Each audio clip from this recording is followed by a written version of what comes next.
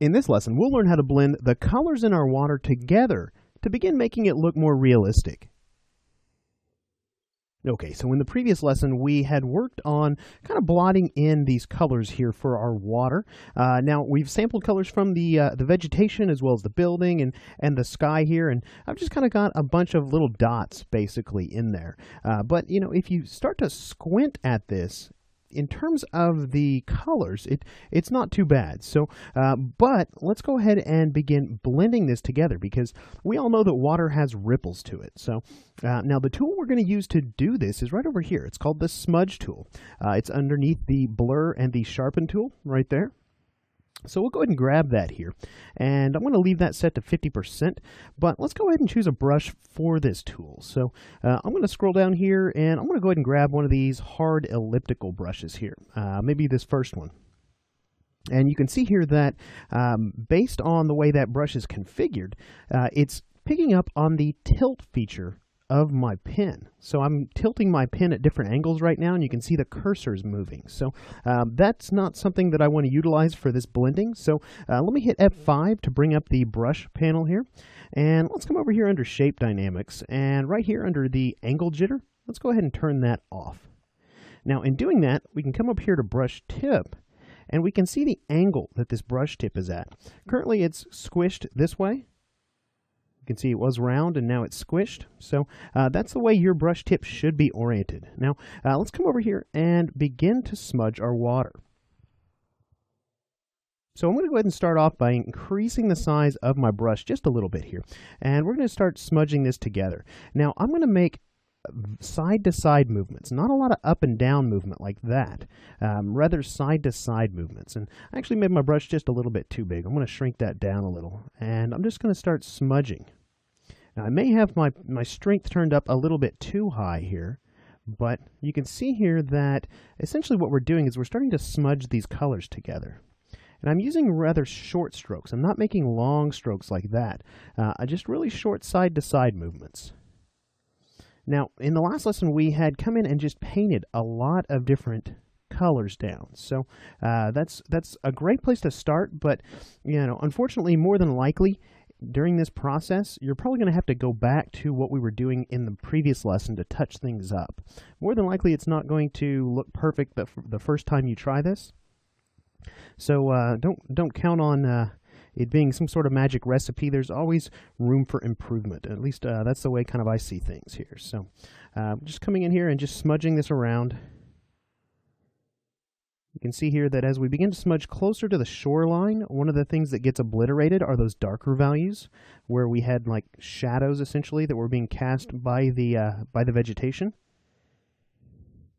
And now we're getting into kind of starting to smudge around the sky colors. So something that's kind of important here is to make sure that you get some decent blending. You don't want such a sharp transition between the tree line and the sky colors.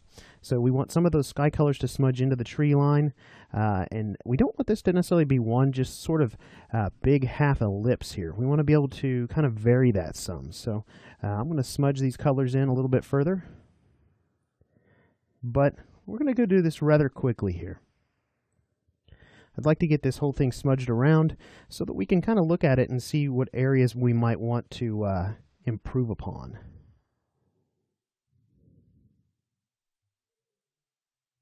So side-to-side movements.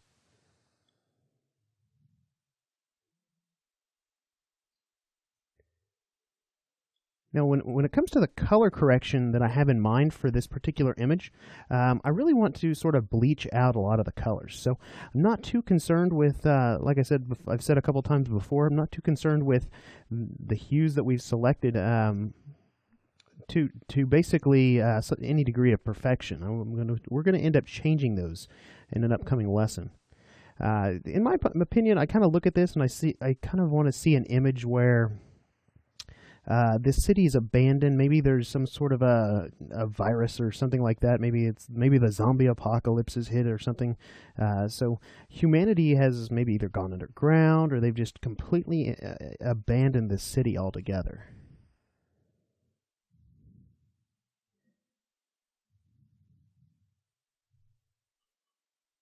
I don't know. That's kind of the backstory I like to think of. I think that as you're working on a project like this, especially if it's a personal project for yourself, one thing that can help really get some better outcomes is just to think of a story behind the image that you're creating. What is it that inspired the image? We come in here almost down to the bottom.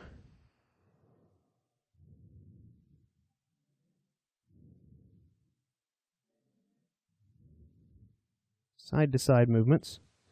Now, if you've got a tablet, this is actually a pretty simple process. A pressure-sensitive tablet makes all the difference in the world when you're either doing a photo manipulation like this, or if you're doing some sort of a digital illustration. It's just a piece of hardware that I can't stress enough how important that is to have at your disposal. And we'll just smudge this around. This little area right here is kind of getting me. We've got some, looks like some building color or something in there. May have to do a little bit of dabbing on top of that.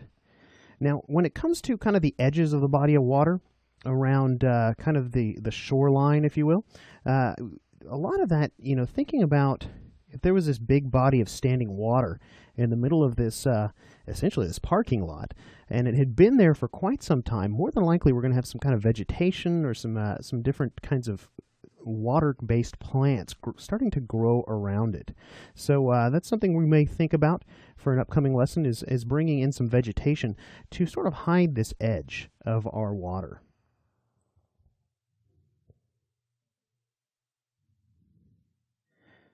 Now we've still got some of that black silhouette sort of fringed around this as well. So there's going to come a point where we just don't need the silhouette anymore, and we'll want to merge that down.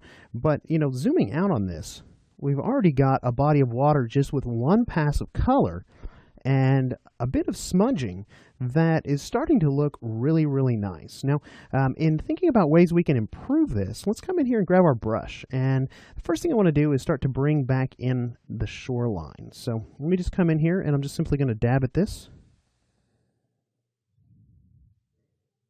Again, using a hard round brush. You may want to smudge this around a little bit. Or maybe even use a smaller brush. Grab my smudge tool again.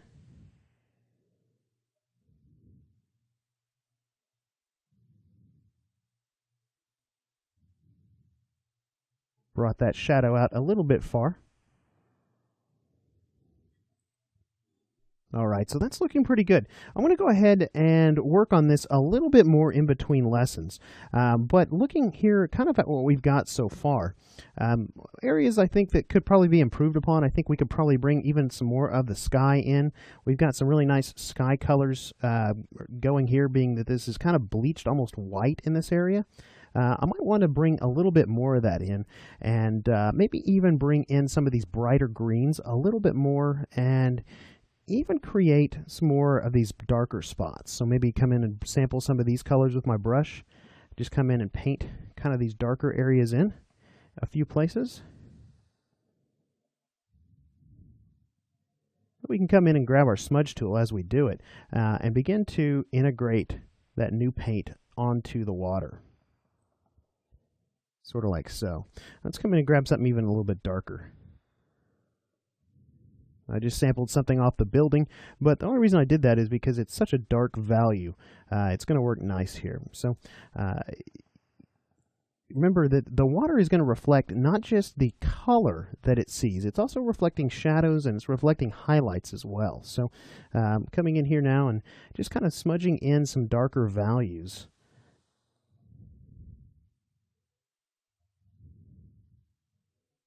Into the water.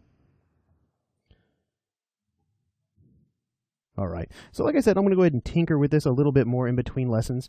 I think that we've got a really great start for the water on our image, and once we've maybe added a few more colors and done a little bit more finessing of the water, I think that there's not much more I want to change about the look of the water itself until we get the image color corrected. So with that said, what we could do if the sort of this darker border is bothering us a little bit, we could always come in here and select both these two layers by holding down our Shift key.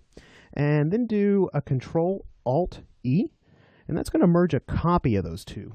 Now, that basically means that we can come in and hide those two previous layers here, and we've got essentially the color and the base silhouette on a single layer. So now we could come in and take our smudge tool. We could start to either smudge that silhouette into the water, or we could come in and just erase it away, whatever you want to do. Ultimately, we don't need a super big black silhouette or black shadow type shape around the edges of our water. Again, we're going to be making some different types of vegetation that's going to take that place. So feel free to sort of clean the edges up. I'll be doing that as well. And what I want to do in the next lesson is I want to go ahead and move on and refocus our attention sort of on these mid-ground elements, this vegetation over here, as well as this vegetation over here. Now, as it is right now, this feels pretty good because that water has been painted next to it.